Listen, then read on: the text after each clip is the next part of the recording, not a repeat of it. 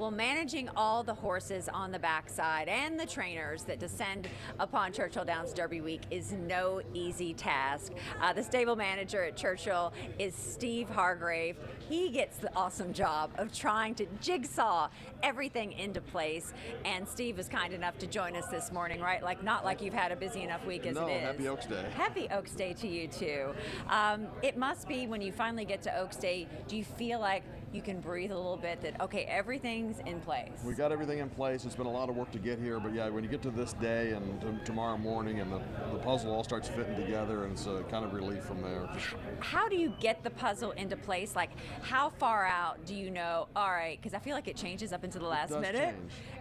These Derby contenders and these horses are here. This trainer is here. You're literally doing all that we work. Start watching, the prep races, and as those guys get points, and you know that these are the horses headed to Kentucky, you reach out and talk to those guys and find out when their shipping plans are, when they want to get to Churchill Downs and be here to start training, and you start putting that puzzle together. That starts well back in March. I mean, we have lot stalls here. Ben Huffman's the racing secretary. We sit down a lot stall space to all these guys, and some people that have Derby horses, or quite a few of them, stay with year round. Yeah, and you'll see it, like as you go through the backside, you'll see a number, like D. Wayne Lucas has a barn. So those are the mainstays that are always here. They always have like a certain allotment in the same place. They're in the same barn. A lot of them are, and then you kind of backfill from there. New fellows come in, and we'll put them in different barns in different places. Some people are superstitious and want to be in the same barn they were in before. Really? Tell us about some of the superstitions. Some of those guys that have been in Kentucky Derby races and like to go back in that barn, in that place, in that area, if they can get back into that spot. Sometimes you can't work that out, but they do get superstitious that way. I'm a Chicago Cubs fan. Yeah. I know, feel sorry for me as we go through every year, right? And I love like the superstitions that they have, from the black cat to the goat and everything. Do you have that backside? Is there a lucky cat?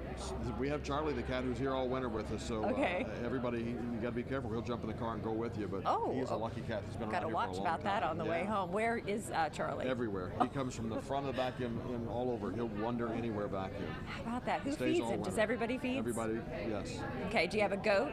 There are plenty of goats back here. They are very good for horses, common horses down. Really, so around, Well, you think they use them for yoga now, so. They do it for that. Horses, I don't quite they're doing yoga yet, but they are, you walk in and out of stalls with them and help keep them calm. Yeah. I mean, there's a lot of guys work here to do that too. So. You've got some prime real estate just around the track, so do you have people that want to vie for the barns that are closest to the entrance on the track, or is that something that people don't want to be that close? It varies from horseman to horseman. Typically barns 41 and 42 are traditional Derby barns from history, and some people like it over there because there's grass right outside the barn and they can take the horses out and graze.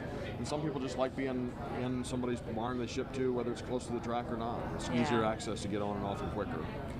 Derby Week must be pretty special to you, not just because of the work that you do, just because kind of your family's history here. Oh yeah, I grew up here. My dad worked here from the early 70s, and I started here in 1992, so I've been here a long time myself. But it's cool to have that history here, and think about my dad every day when we're doing this, and people still ask about my dad all the time, so that's very special. Very special for you, I bet. Too. And I think you brought this point up earlier, and I think it's important to underscore the care and love, I think, that you show towards the horsemen, the jockeys, the horses. There's just like a whole, when we've had some bad news this week, you all care and you really rally around because you want to. These guys take care of horses like you wouldn't believe. I mean, they're here. These guys are with these horses 7 days a week. Each one of these guys care for these horses just like any pet you would at home, and they really care for them. It hurts when they hurt, and they're excited when they're excited. And these guys do a great job to care for these horses. So what do you do after Derby Week? Get ready for the rest of the meet. We forget about that, right? We run all the way to July 3rd, so we're here. Come out and see us. But yeah, we keep running. Yeah, but it's a beautiful, relaxing place back here. Everybody has been so kind and welcoming to our entire crew, so thank you. We appreciate that for everything enjoy the here. Weekend, and we have a great, fun 2 days. Happy Oaks and happy Derby, Oaks, Steve. Happy Derby. Thank you. Thank you so much.